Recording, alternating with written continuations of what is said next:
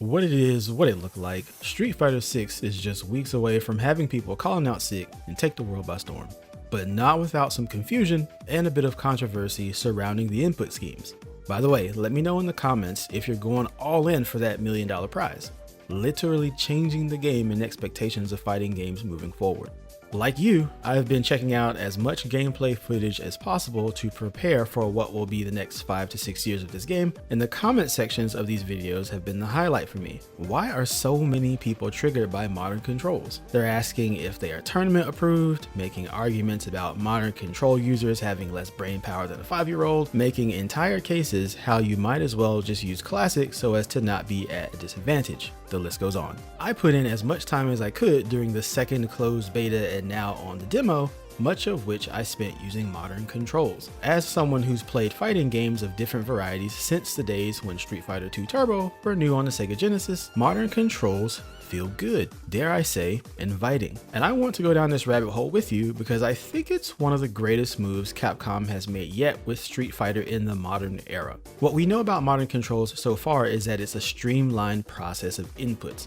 Let me break this down 2 ways. 1. Capcom has prioritized what your inputs are. Street Fighter is a game of 6 inputs for punching and kicking, and with modern controls they've shaved it back down to 3, but you still have your directional modifiers. Think of the Sega controller versus the fight pad. Second, they've dedicated one button to be your special move input. So instead of needing to input quarter circle forward and a button for a Hadouken, you can simply press the special button.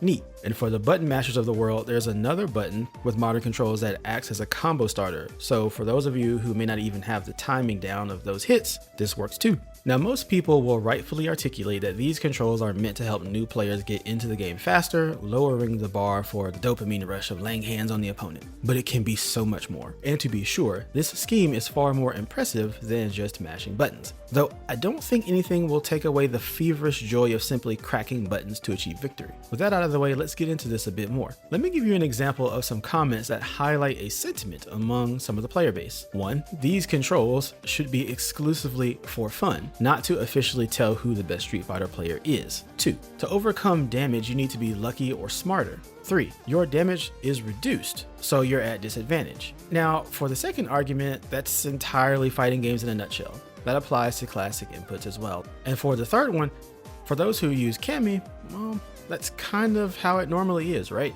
Now for modern controls, I'd be interested to seeing if she feels even weaker than normal.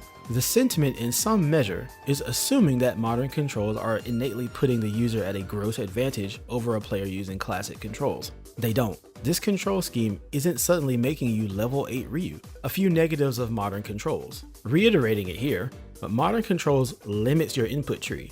There are certain moves you'll want to make throughout a match, for those of you who are aware, and you will just have to adjust to not having them. This can also make you more predictable to a savvy player. Being aware of the moves you can make lowers the guesswork they have to do. Then there's the damage reduction for using the special button on modern controls. Some players have already identified a roughly 20% reduction versus the same attacks using classic. This also applies for combos and how damage reduction typically occurs. There's a sort of compounding effect to what you normally expect. Just try it out while you have your hands on the demo if you haven't already. It should be noted here that if you use the classic input for a move under modern controls, reports have been where the reduction is less or the damage is even normal. But what modern controls do positively is promote entry to the game. Capcom seems tired of players fumbling over the controls or missing out on a punish opportunity, and more sales doesn't hurt either. Modern controls allow players to have a higher degree of focus on the match, like spacing and counters. They allow for more specials to be tossed out during the match and satisfy that dopamine rush when a sonic boom comes flying at an opponent. They allow a player to begin understanding the flow of a match faster. But they also invite a subset of players some might have forgotten about. I'm talking accessibility. There are those who have suffered reduced motor skills or suffer too much from the demands of certain inputs, especially the kinetic energy required for arm inputs on fight sticks. And modern controls can bring them back into the game they love. It's a lot easier on someone when they aren't required to quarter circle back, quarter circle forward themselves out of the chair to pull off a stolen victory. My point is, we have yet to see all of the use cases that people will create for using modern controls. And for those who have the hunger for more, they'll most likely use modern controls as a bridge to classic. Once they get the hang of the game, they'll want to be unrestrained by Capcom's input determinism and switch on classic controls and gain access to an entirely different world.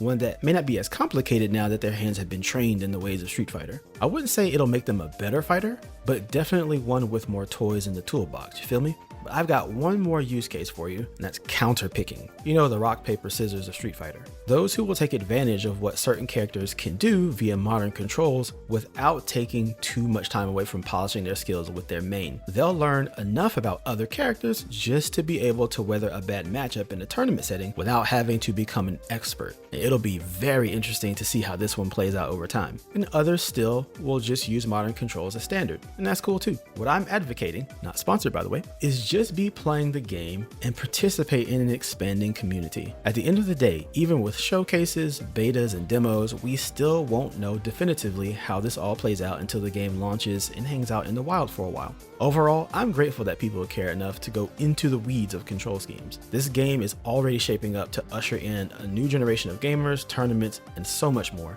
Whichever side of the fence you find yourself, I appreciate you. And as a footnote, just resist the urge to put others down or put them on a pedestal for using an input method. However you choose to play, it doesn't make one better or smarter than another. If Capcom wants or needs to change modern controls, they will.